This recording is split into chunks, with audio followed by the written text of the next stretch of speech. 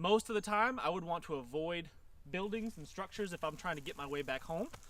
But if I'm left with nothing, just the stuff in my pockets, it may be realistic that I might want to seek out shelter. Let's say the weather is terrible. Let's say it's pouring down rain. Let's say I'm injured a little bit and I need a place to lay up for a little while. So what I would do is I would first examine this road and I would see how heavily trafficked it might be. Is someone coming in and out of this thing every single day? Unless I stake it out for a little while, I'm not going to know. So what I would do is I would tuck myself back in this wood line up. I would go probably at least 20 yards into this thicket here. And I would tuck myself in there and I would just watch this building. And I might even make my way around full 360 degrees all the way around the whole thing just to see if there's other avenues of approach. This road here is the only road coming in here because I've walked it before. This is the only road, so chances are if anybody comes into this building, it's going to be on this road right here. No one's going to go through the woods. Everybody's going to follow this path of least resistance. My first priority is going to be water. Does this place have water for me to drink? And I've got nothing on me. I don't have any water bottles on me. I got nothing other than a trash bag in my pocket that I maybe could collect some water in. I don't have any. So I would want to see if this place has that step one, water. I would be checking it out to see if there's a well on this property that I can maybe tap into. And I see a concrete box right over here. That's probably the wellhead. I don't know that to be a fact. But maybe I could drop something down in there and collect some water out of that. Wells in this area are 300 feet deep on average, I would say. But that doesn't necessarily mean that the water is 300 feet deep. The water may be near the surface. Water contaminants might be an issue. If you're downstream of a chicken house, drinking out of the water is probably a no-go.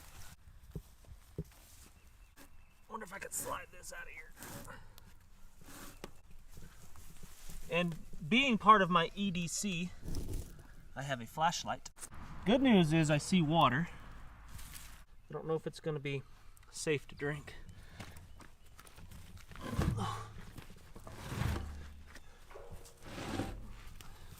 Look at that. It looks pretty crummy. This is an old well. They don't make them like that anymore. So here's our well. Water looks really stagnant looking.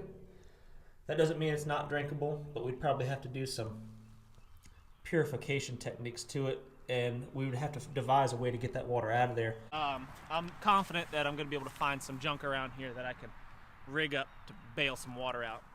But let's go take a look.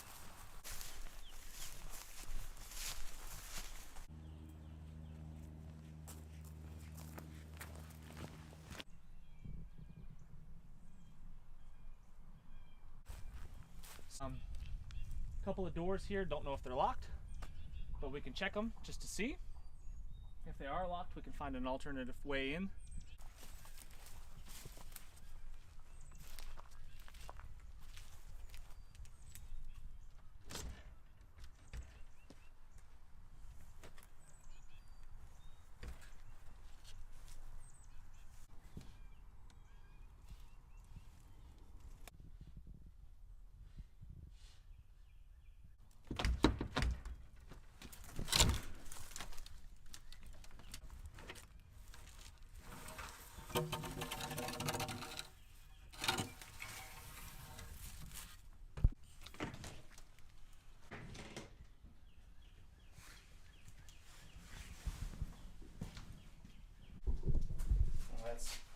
That's too good to be true right there, right? It's about a couple hundred feet of awesome rope. I could probably source some cordage in here and save my prime paracord in my pocket for later use. And I could probably find some sort of container that I could collect that water out of the bottom of that well with. Like that's pretty much ideal for collecting water. With the bale, small bucket like this, it's got a bale on it I could easily attach some cordage to.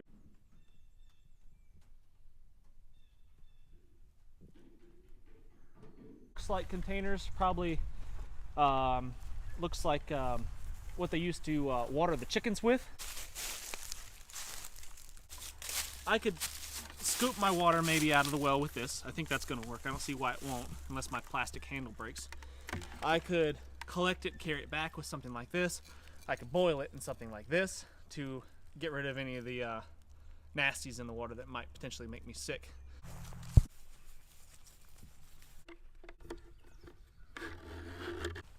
That I could probably use for counterweight to get my bucket to tip and fill it up.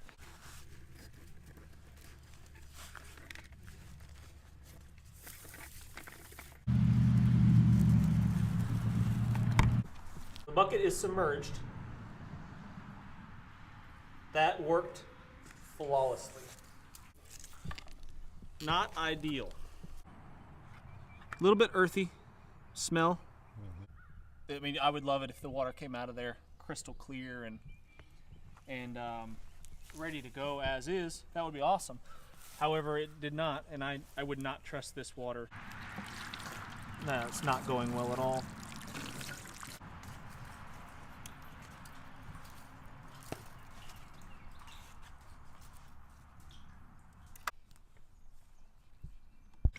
This cap's a bit nasty, so I'm just gonna rinse it out with a little bit of water that I got out of the well.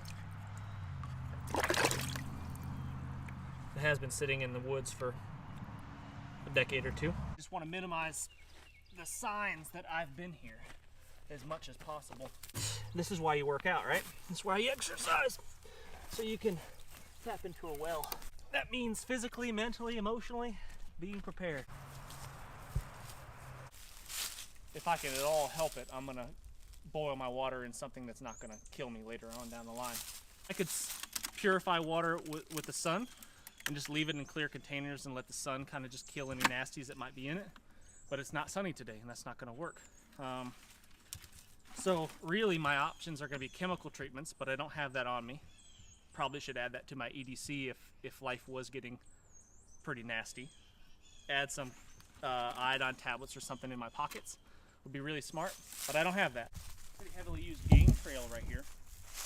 If you were packing heat, such as a concealed carry, and you posted up inside this chicken house and waited for a deer to walk by, that is less than a 10-yard shot, which I am 100% confident I could make on a large game animal. So if you wanted to get a fresh source of meat, that's something that you could do.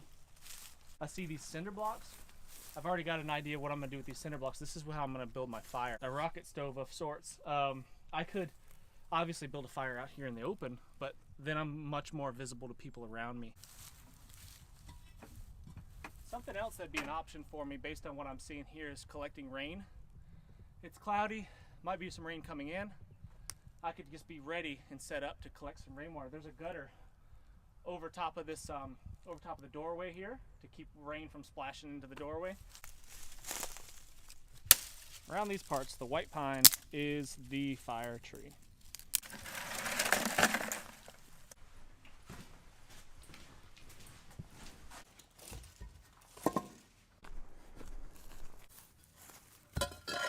Like this, and cap. I don't need this fire for warmth, I just need it to boil my water. And luckily we came across this piece of block that's shaped like that. I don't know what you would do with that. Run pipe through it or something in your wall. I have no idea, but I'm just thinking I could create some sort of rocket stove by doing that. And then capping it on the back side. But we'll see what we can do here.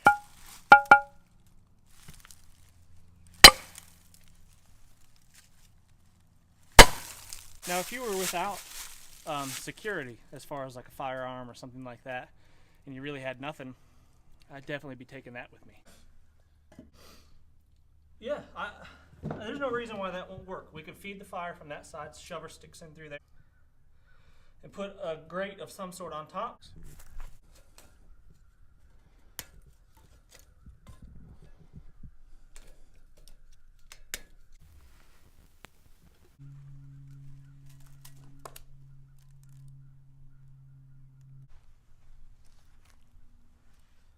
Yeah, I could have my water on boiling right now. I probably should. But look what that's doing to the flame without even capping. And now, all I've got to do is feed the fire with these small twigs.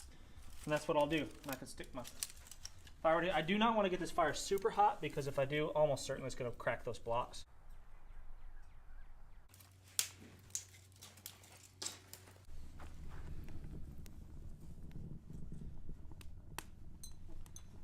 I've taken to carrying one of these all the time. This is what saved me from the sun, actually, when I was on my last adventure.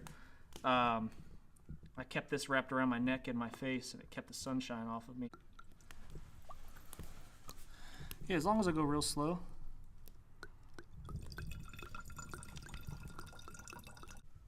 Let the flames start licking it. I don't want to break the glass. With this, we don't have to worry about breaking it.